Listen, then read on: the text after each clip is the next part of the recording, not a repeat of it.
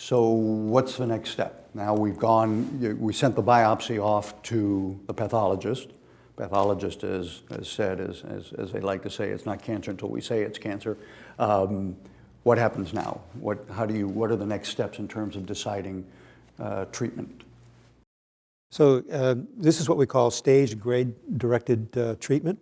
So if, for example, it's a superficial disease, that is, it's not invading into the muscle of the organ, that's prognostically very good, but that comes also in low-grade and high-grade disease. So low-grade disease can simply be resected by the urologist and observed with repeated cystoscopies to make sure that the disease doesn't come back, or can include, in some cases, if it's high grade or invading into what we call a lamina propria, can include resection and then added therapy, and Dr. Bachner can cover that.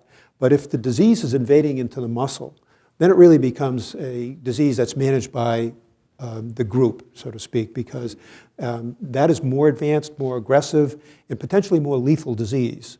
And therefore, we will all get involved with regard to management of that disease. So it's partly how deep the cancer has grown, whether it's gotten into the muscle wall, but also the type of cell, the way it looks under the microscope?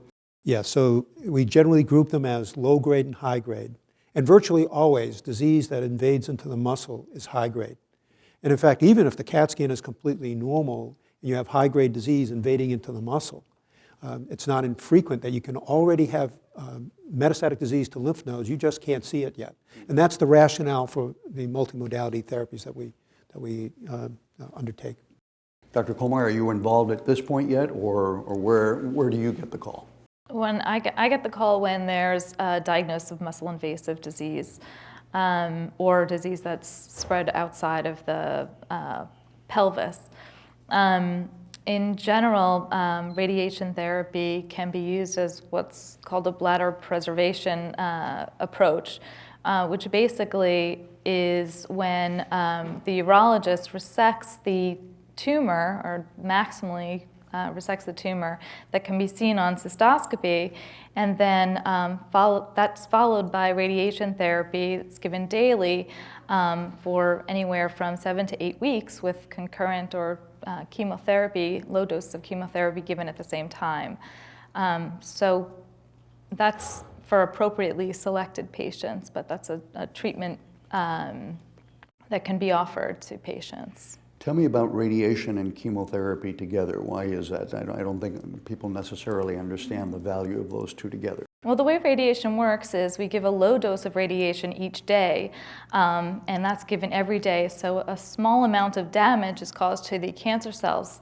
But in order to enhance the damage, we give this low dose of chemotherapy that's what's called a radiosensitizer, which sensitizes the cancer cells to that radiation-induced damage. Makes it more vulnerable to the exactly. Radiation. Exactly. Interesting. So, Dr. Bachner, before we get into some more of the more radical or more involved surgical approaches, the non-invasive types of tumors, sometimes I understand there is an infusion into the bladder periodically of, I don't think it's technically correct to call it chemotherapy, but what is that and when is that appropriate? So it's important to recognize sort of the nature of the underlying defect that's happened to the lining within the collecting system, the whole drainage system. As we mentioned, it's probably related to some sort of a carcinogen that was inhaled or through some other exposure that gets excreted into the urine. And because the urine bathes the whole system, the cells of the entire system potentially can be damaged. Not just restricted to the bladder necessarily. Not just restricted to the bladder. Because the bladder stores the urine, the exposure time is probably greatest there, which is why bladder cancer is about 10 times more common than disease of the tubes that drain the kidneys. So the nature of this disease is sort of what we call a field defect, which means the entire lining has been damaged. So when we see a tumor, it's not uncommon to scrape that tumor away, but that over time we see that another tumor will develop, usually in another location. A person that presents with a bladder tumor over their lifetime has about a 70% risk of developing another bladder tumor in the lining. So recurrences are very common. It's because of this very high recurrence rate that we try to put a series of medications inside the bladder. This is appropriate for patients with non-invasive disease, and that medication is used to try and decrease the rate of recurrence. The medicine that we can put in can be chemotherapy, which can directly affect cells that may be present within the bladder, or we can use what's called a form of immunotherapy. This is medication that tries to stimulate the body's immune system to develop a response to keep tumor cells from growing inside the bladder. And so one of those two intravesical therapies are usually recommended for patients in order to decrease this very high rate of recurrence. Intravesical meaning? Meaning within the bladder, infused in the bladder. It's usually given as a weekly dose, once a week. Most of the regimens are usually for 6 weeks in a row. And again, this is based upon studies that have shown that you can decrease the risk or the rate of recurrence in people that get this treatment after a complete scraping of the tumor. Dr. Bajoran, I think the most common one is BCG. Can you tell us about that? So BCG is it's part of a tuberculin type of a product, and it's used for patients with high-grade disease. Actually developed here many years ago by Dr. Herr. And there have been a large number of studies looking at the resection of high-grade disease followed by BCG therapy on usually a weekly basis for 6 weeks. High grade, though, meaning or not, or it has invaded the muscle wall? It hasn't invaded the muscle wall, So but the characteristics of that high, biology right. is that it has that ability to invade, it has the ability to recur.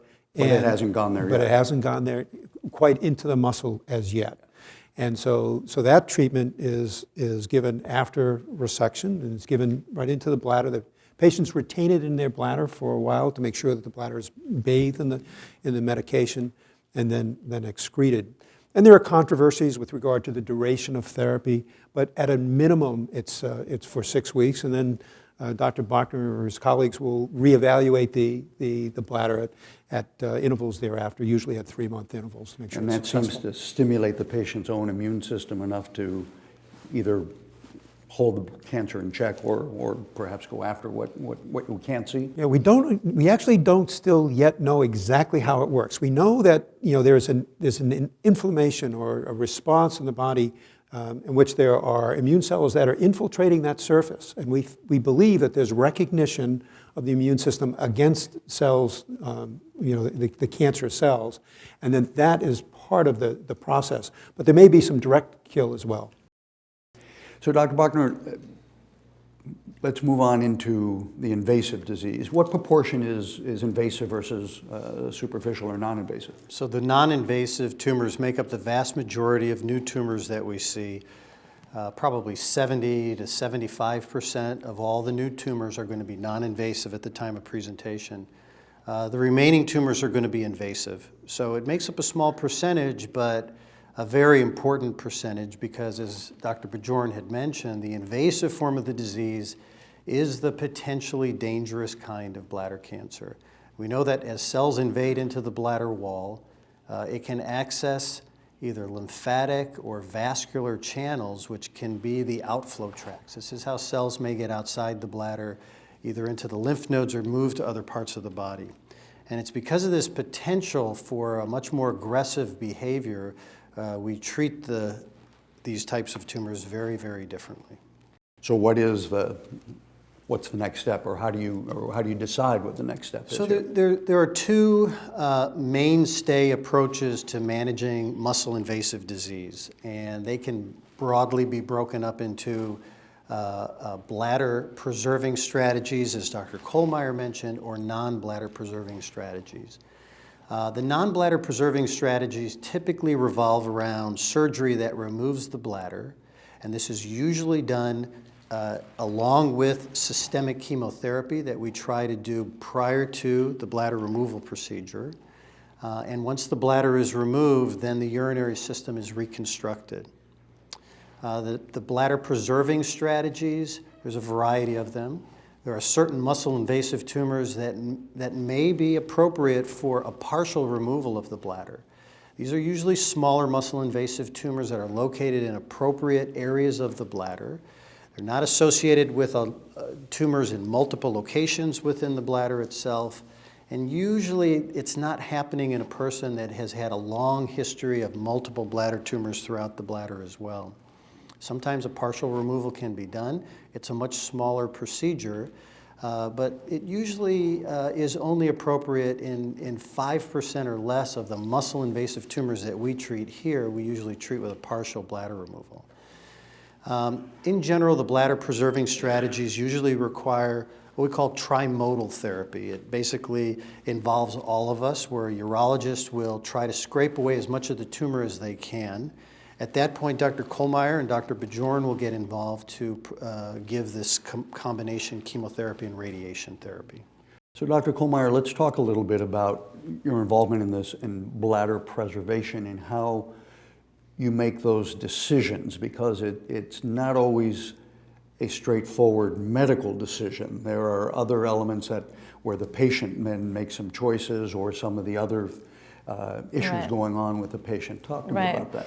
Well, there's really, two types of patients. There are patients who can't undergo surgery, the radical cystectomy, or the complete removal of the bladder because of other medical problems that make it a very high-risk procedure. So those patients we treat with chemotherapy and radiation therapy. There are some patients who simply can't accept the idea of having their bladder removed, and chemotherapy and radiation therapy provides an option to preserve their bladder. What's very important about the chemotherapy and radiation is that there's very close follow-up after treatment by really all of us, but perhaps most importantly by Dr. Bachner and my urology colleagues, because patients really do need to be seen and have a cystoscopy done every 3 months, so that if there is a recurrence in the bladder, that they can then go on to have that radical cystectomy. So, since you brought it up, let's talk a little bit about some of these quality of life issues that are involved in these decisions. There are some significant quality of life issues associated with this. So if we have a patient coming in and they're really trying to decide between having their bladder removed or not having their bladder removed, that bladder preservation strategy, there's really a careful dissection with regard to the site of the tumor, whether the tumor can be resected or what we call maximally debulked, the location, the residual size of the bladder. These are all careful considerations with regard to whether or not they're a good candidate.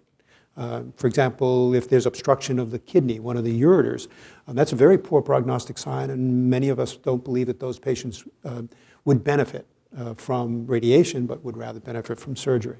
So once that's done, we'll sit down and talk with them about the side effects of the therapy that we're talking about. So chemotherapy, for example, in this instance, plays a minor role with regard to side effects. We use one of two treatments. Patients have good renal function or good kidney function, we would use one type of therapy. And patients who have impaired kidney function, such as the older patient, we might use another type of therapy. One might be on a weekly or every 3-week basis, and the other one might be twice a week in very small doses. Quality of life actually is very good with regard to chemotherapy in those instances, because we're using chemotherapy as an adjunct to help the radiation work better. So the patients are going to have more in terms of radiation side effects of the bladder. It's like having a urinary tract infection. It may have some rectal irritation, but they're not going to see the systemic side effects of chemotherapy. So they're not going to experience hair loss, or nausea and vomiting would be unlikely in that instance. And we might see some lowering of the blood counts, but the patient wouldn't notice that at all. It's a blood test that we see. Mm-hmm. Dr. Bachman, I want to get back to in just a moment about some of these reconstructive things, but since we were talking about some of the radiation side effects, tell me about that. What are some of those in a little more detail, and can you do anything about them? Well, the areas that we deliver radiation to are the areas that will get inflamed and have radiation-related symptoms. You try to do the entire bladder?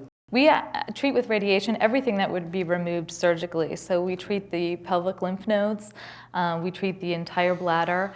In men, we treat the prostate or prostatic urethra. So we treat all of that area with our initial phase of treatment. And then sort of the second phase of treatment is a boost or a smaller radiation field just to the area of the bladder that had the original tumor. So the side effects of radiation treatment are really related to the pelvis. Urinary symptoms, like Dr. Bajoran mentioned, are very common during treatment. Usually they are sort of irritative symptoms such as frequency, urgency, getting up at night to urinate, maybe burning when you urinate, those types of symptoms. Often they're temporary, and most patients after treatment will ultimately have a resolution of those symptoms. Also, bowel is in the radiation area, and so increased frequency of bowel movements, diarrhea, bloating are not uncommon. One of the systemic side effects of radiation therapy can be fatigue. Part of that is because you have to come daily for treatment every day. Part of it is an effect of radiation, but usually it's mild, and most patients can come and go from radiation therapy and do their normal routine. Mm-hmm. The bladder gets fibrotic or stiffer from the radiation? Well, there can be some fibrosis or scarring in the bladder. A lot of these patients have had multiple transurethral resections or surgical procedures on the bladder, so there's some residual scarring from those procedures as well. It's hard to differentiate what's from what, but the vast majority of patients do have good urinary function after radiation therapy and chemotherapy. So they're if continent they came still. in, exactly. I mean, as you said, if they came in continent, that doesn't always happen. Exactly. It's the, will I be able to play the piano after this, right? That's a very good point. If somebody is incontinent or has very severe urinary symptoms from their prior therapies, those types of patients may not be a good candidate for a bladder preserving strategy, and those patients may have a better urinary quality of life with a radical cystectomy and reconstruction. Teed it up perfectly. So tell me what is and what a radical cystectomy entails. What exactly are you doing? So in a male, the radical cystectomy will remove the bladder and the prostate. The pelvic lymph nodes are cleaned out as well. The seminal vesicles, which are attached to the prostate, are also removed. And at that point, a urinary reconstruction would be done. In a female, the bladder, along with the uterus, ovaries, and fallopian tubes, sometimes a portion of the vaginal wall, depending upon the location of the tumor, will be removed. The urethra may be removed. It depends on the type of reconstruction that we plan to do. And then also the lymph node dissection in women is important. And again, the reconstruction is done at the same time as well. There's a real value or importance, if you will, to a good lymph node dissection. I think people tend to think, well, you find a couple of lymph nodes, take them out, and we'll look at them under the microscope, but it's not quite that simple. Yeah, we know that we obviously like to try and get to doing this type of procedure before the lymph nodes get involved, but about 25% of the time, after surgery, when all the tissue is looked at, we find out that there has been some spread to the lymph nodes.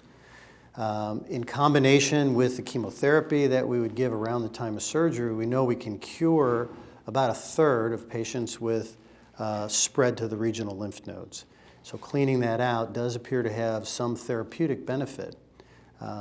We know where these lymph nodes are. It's important that through a variety of studies, we know exactly how high a lymph node dissection needs to be performed. And there is pretty good evidence that the more thorough of a dissection that's performed, the better the outcome. So certainly good surgery does make a difference in this disease, clearing the margins, making sure that the nodes are cleared, as well as preserving the structures that are needed for the reconstructive procedure also.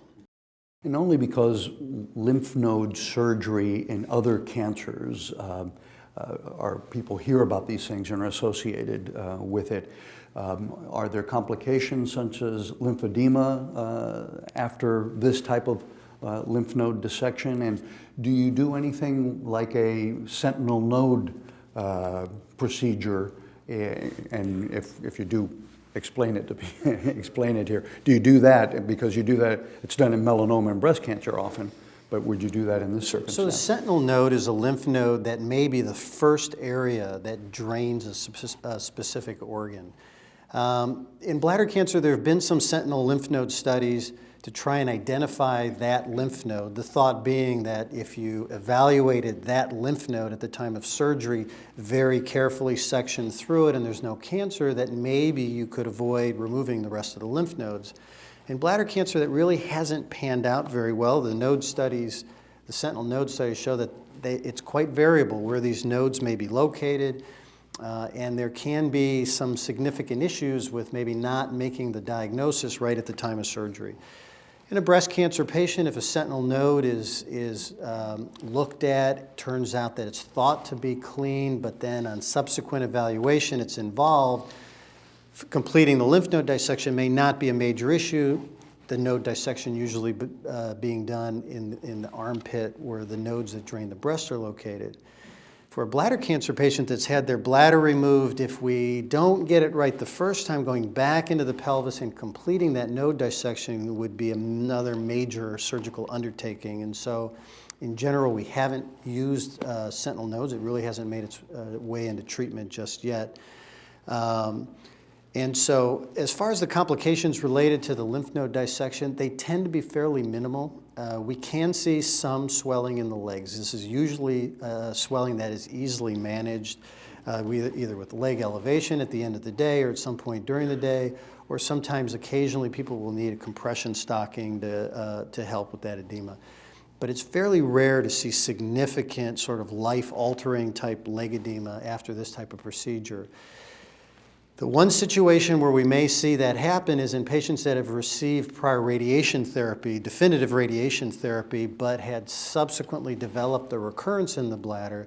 In that setting, because Dr. Kohlmeyer will have radiated those lymph nodes in other areas of the pelvis, for us to go back and try and do a thorough clean out, in that setting, sometimes we do see some significant lymphedema. And so in that setting, in what we call a salvage cystectomy setting, we do tend to limit the extent of the lymph node dissection to minimize these complications.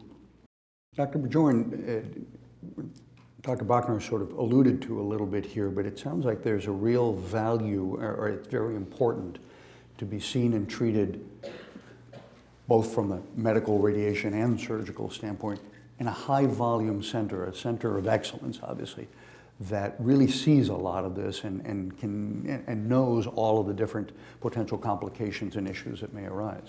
Well, I think it's really important that, what was brought out in the beginning of the session is that this is multimodality therapy, that we're all involved. Patients sometimes are confused. They come in and they come in to see Dr. Bachner and he says, well, the first thing you need to do is go over to get chemotherapy. And so I thought I came for surgery. But what we do know, for example, is that in patients who get chemotherapy for 12 weeks prior to surgery, that if they get that chemotherapy, they have a substantially improved survival.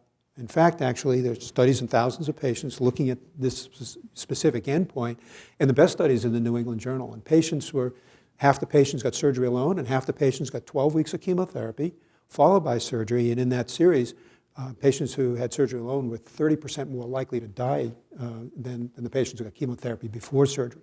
So that's really an important point. So that's what makes this such an important collaborative effort. The second thing is that when we look at quality, using that same New England Journal article, actually, we had the opportunity to go back and look at the statistics on that, and it turned out that patients who had high-quality chemotherapy, full courses of chemotherapy, and had high-quality surgery. And here, the quality was determined by a single parameter. That is the number of lymph nodes that were removed. So that was the determinant of quality. And patients who had excellent chemotherapy, excellent surgery, had a survival that was much better than the patients who had no chemotherapy and had surgery that was limited with regard to the number of nodes. So that issue of a quality lymph node dissection is something that's extraordinarily important. And sometimes I'll have patients referred from the outside, and they had surgery and they had, a lymph node dissection, and there are a few lymph nodes in there. And what we're talking about is a substantial, what we call bilateral dissection, both sides, extending up the pelvis, and we have learned that from our urologic colleagues, how important that is. And there's no real upper limit to the number of nodes. The more removed, the better the outcome, and that's been from studies from the urology service here. Again, pointing out the value of a place that does a lot of this and sees all of these cases. Yes. This is skilled care that's necessary, and it's skilled care on both ends. And if we look at the quality of surgery, it really requires a thorough and really painstakingly performed dissection. And if we're looking at radiation therapy, it really requires real quality radiation therapy, involvement of the lymph nodes. There are studies looking, since the bladder moves, there are studies looking at monitoring that bladder movement so that the radiation therapy is really focused. And then on the chemotherapy side, it's really focusing on the quality of the chemotherapy, minimizing the side effects of therapy so patients don't have nausea and vomiting, getting those drugs in, preserving the kidney function for long term so we don't have to have any concerns about long-term health. Didn't mean for him to steal your thunder, but let's talk. No, not at all. Speaking of skilled approaches and volume, people often now, I hear concerns about radiation therapy because there have been some examples of centers that were not scrupulous about calibrating the machines and worrying about the doses and where it was administered and so forth. Tell me a little bit about what you do to make sure that radiation is both effective and, of course, safe. So radiation therapy really begins with what's called a simulation or a planning session where patients will come, we'll figure out sort of the best position for them to be in for their treatment, which is typically lying on their back. We make a mold that goes over their body and affixes to the table sort of to remind them not to move, but to also make sure that they're in the same position each and every day for their radiation treatment. Then we do a CAT scan of the pelvis, and on each and every slice of that CAT scan, the radiation oncologist defines exactly the areas where the radiation dose will go and exactly what organs are important to protect or preserve. Is this before each This treatment? is right after the simulation, not before every treatment. So it does take some planning, and that's why it can take somewhere between 1 to 2 weeks really to start radiation therapy after the simulation, because there's a lot of work that goes into the planning process.